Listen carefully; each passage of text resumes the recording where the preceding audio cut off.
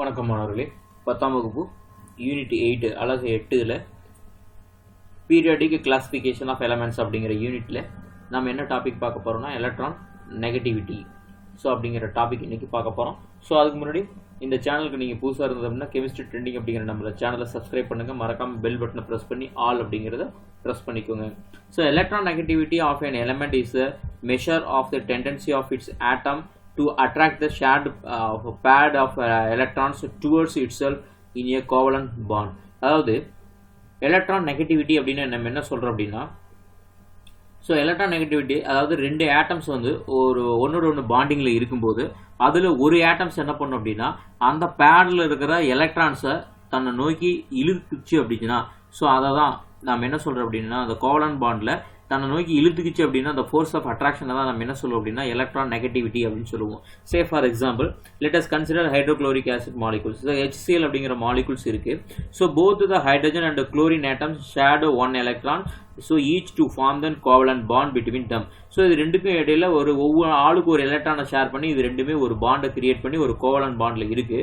So chlorine atom has higher electron negativity, so and hence it pulls the shared electrons towards chlorine. So இந்த chlorine என்ன பண்ணும் அப்படின்னா இதனோட electron negativity அப்படிங்கிறது அதிகம். இது என்ன பண்ணுன்னா ஷேரிங்கில் இருக்கிற பாண்டிங்கில் இருக்கிற எலக்ட்ரான்ஸை தன்னை நோக்கி வந்து இழுத்து வச்சுக்கும். ஸோ இதை தான் நம்ம என்ன சொல்கிறோம் அப்படின்னா எலக்ட்ரான் நெகட்டிவிட்டி அப்படின்னு சொல்கிறோம். ஸோ இப்போ குளோரின் ஆட்டம் என்ன பண்ணுதுன்னா itself more strongly than hydrogen. ஹைட்ரஜனோட அதிகமாக தன்னை நோக்கி இழுக்குது. thus when the bond breaks the bonding electrons are left with chlorine forming H plus and Cl minus. அப்போ என்ன பண்ணுது அப்படின்னா ரெண்டுக்கு இடையில பாண்ட் ஒரு வேளை பிரேக் ஆச்சு அப்படின்னா அப்போ என்ன ஆகும் அப்படின்னா ஸோ ரெண்டு குளோரின் வந்து தன்னை நோக்கி ஸ்ட்ராங்காக எலக்ட்ரானை வந்து புல் பண்ணி இழுக்குது இங்கே. ஸோ இது ஸ்ட்ராங்காக புல் பண்ணுது, இது வீக்காக புல் பண்ணுது.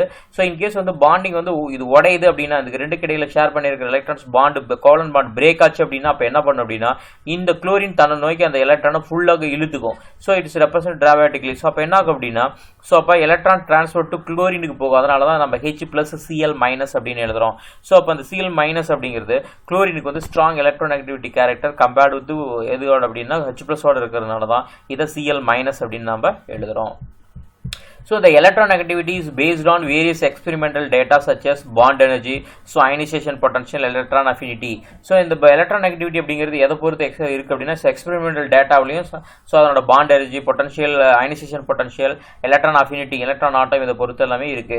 ஸோ பவுலிங் ஸ்கேல் அப்படிங்கிறது என்ன சொல்லலாம், bowling scale is widely used to scale to determine the electronegativity with which is in turn predicts the nature of bonding, ionic or covalent between the atoms in a molecule. So Pauling scale வச்சு நம்ம என்ன சொல்றோம் அப்படின்னா to determine the electronegativity நம்ம determine பண்றோம். So அதில் என்ன predict பண்றோம் அப்படின்னா நேச்சர் ஆஃப் பாண்டிங், அதாவது அயனிக் பாண்டா அது கோவலன்ட் பாண்டா அப்படிங்கிறத அந்த ஆட்டம்ஸ்னால இருக்கிற மாலிகூல்ஸ்ல இருக்கிற பாண்டை வந்து நம்ம மெஷர் பண்ண முடியும். The electronegativity of some elements are given below. So electronegativity fluorine எவ்வளவு இருக்குதுன்னா 4 இருக்கு, குளோரினுக்கு 3 இருக்கு, புரோமினுக்கு 2.8, அயோடினுக்கு 2.5, ஹைட்ரஜனுக்கு 2.1, சோடியம் அப்படிங்கிறது 1. இந்த difference in the electronegativity between two atoms is 1.7. The bond has 50% ionic character and 50% covalent character. So if the difference is less than 1.7, the bond is considered to be more covalent.